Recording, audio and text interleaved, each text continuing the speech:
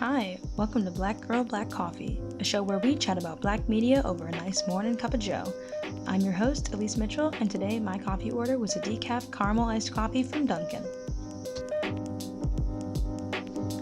Today we're going to be covering part 2 of this project I'm affectionately calling The Importance of Black Media.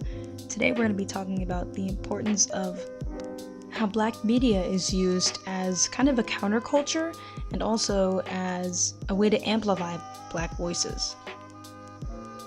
Black culture has had an effect on almost every type of music.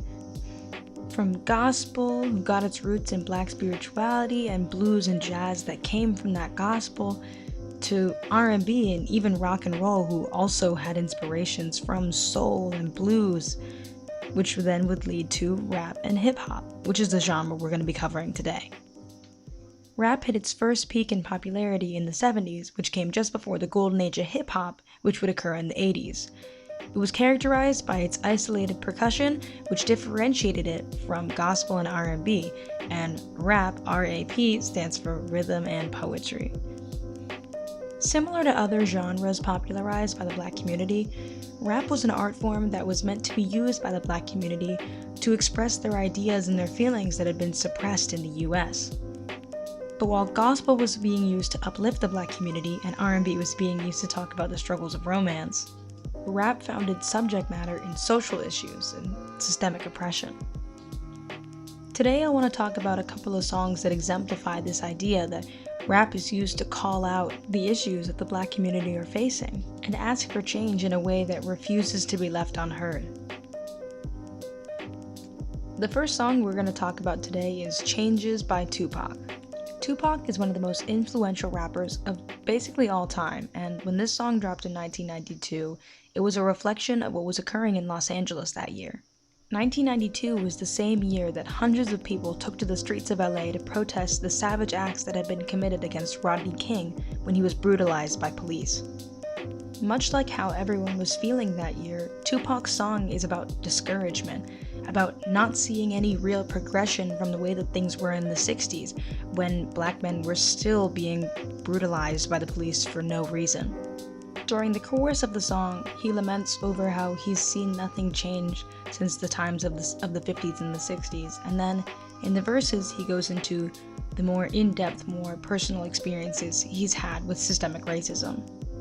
He talks about the relationship between him growing up poor and him being black, and how the world seems to insinuate that being both is a crime. He speaks honestly about the link between being poor and the need for survival driving him to steal, which leads people to believe that there's a link between stealing and blackness, even though there isn't, which then encourages police brutality. He makes multiple mentions throughout the song about how cops who participate in police brutality are often sensationalized and memorialized, where the people that they kill, the victims, are often vilified. And amidst all of this talk about how the black community is being oppressed from the outside by those who hold anti-black sentiment, he also understands that the black community is being oppressed from the insides through systemic racism. He talks about the endless cycle that the impoverished black community experiences. He starts out with being born impoverished and then getting into the game as just a way to get by, just a way to have money. But once you're in the game, there's no easy or safe way to get out. And then he talks about accepting that that's just the way things are, and the cycle continues. Alright, switching over to our next song, we're going to talk about Kendrick Lamar's DNA. We're going to come back to the police brutality theme, but for now we're going to put it on pause, and we're just going to talk about more the counterculture nature of rap. I think that's really what this song exemplifies.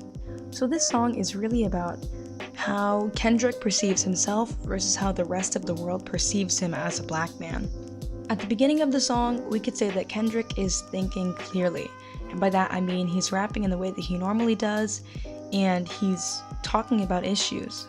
He talks about his childhood, he talks about being gang affiliated when he was young, he talks about the violence he experienced in his neighborhood, he talks about generational trauma, and he talks about how he wishes that he had had a better start in life, and how he wishes that the anti-blackness in the US hadn't put him in a situation where he had to fit into these harmful stereotypes. In a way, he's making it very obvious that he is talking about exactly what everyone thinks he should be talking about, which is just black issues, instead of personal experiences, the general consensus of the black community. So, in a way, he's playing a kind of satirized version of himself, playing off of the ideas of what rap should be at its basis. So, this is Kendrick's version of Changes by Tupac, and he's criticizing the fact that everybody seems to want Changes by Tupac over and over and over again instead of unique experiences from black men. They want to hear about the stereotypical black experience. The satirical character that Kendrick is playing becomes a little more obvious when the shift occurs.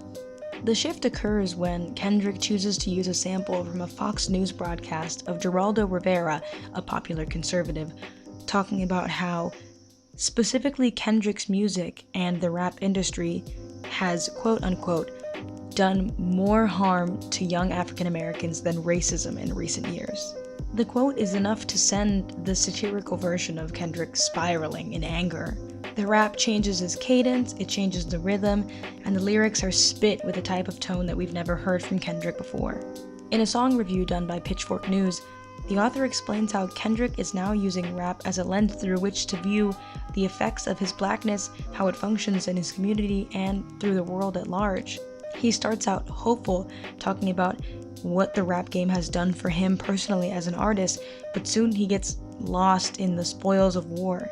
Like I mentioned with Tupac, Kendrick now finds himself stuck in the rap game with no way out. But instead of simply being self-aware and accepting things the way that they are, as Tupac suggested that he did, Kendrick has lost all sense of self-awareness, and he is now back to portraying the stereotype of what a rapper is that he was at the beginning of the song. He's lost in the endless cycle. Although the message is a little bit confusing, as Kendrick the artist tries to create a character that is Kendrick based off of satirizing the rap community and criticism of those who listen to rap, the song itself is about not letting the world's concept of blackness define you as a member of the black community.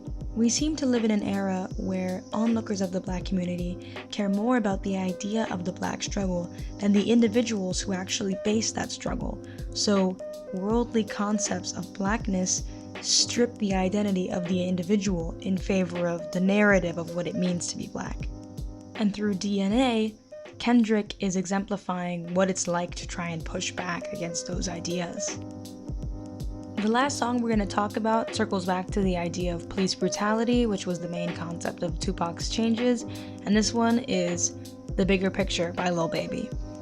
This song aired in 2020 and was a very clear response to the rapid increase in the amount of police brutality stories that were not only being shared for the first time, but also occurring right in front of our eyes.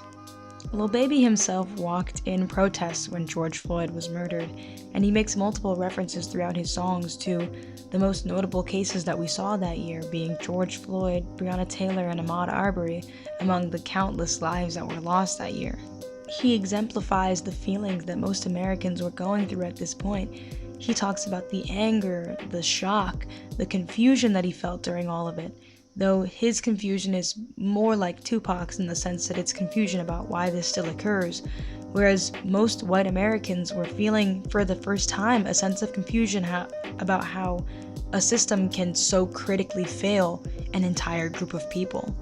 The most interesting difference I found between Lil Baby's song and the other two artists that I covered is that the other two artists were simply focused on portraying to their audience the struggles that they faced as an individual and as a member of the black community, whereas Lil Baby's song is less about his own personal struggles and more about just coming to a solution for these issues.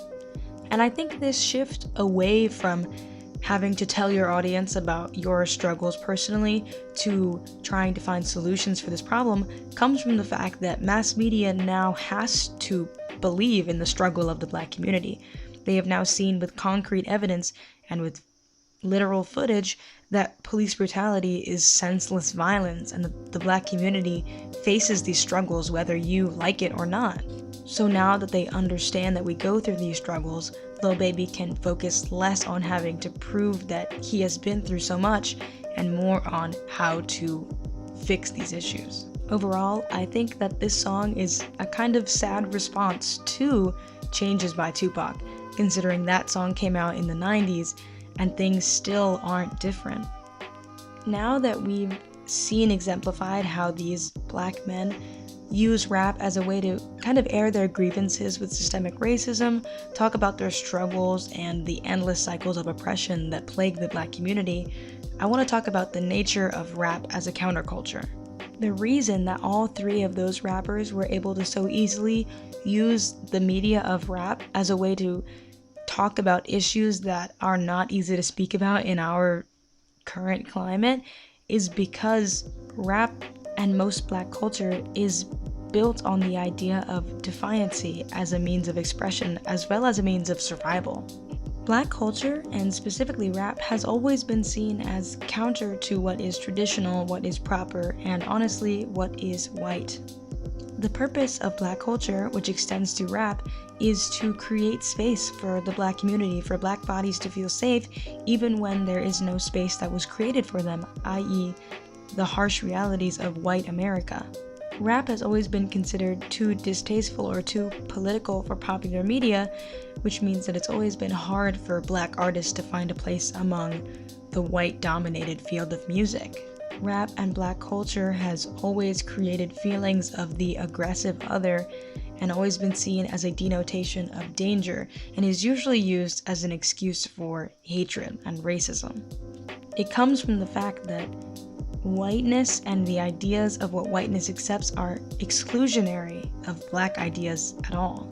Black, or more generally non-white, is always the exception and not the rule because white Americans have made the rule whiteness. When black culture is appropriated by those it does not belong to, it's seen as more palpable and more acceptable, but when the black community participates in black culture, they are demonized and bastardized for it.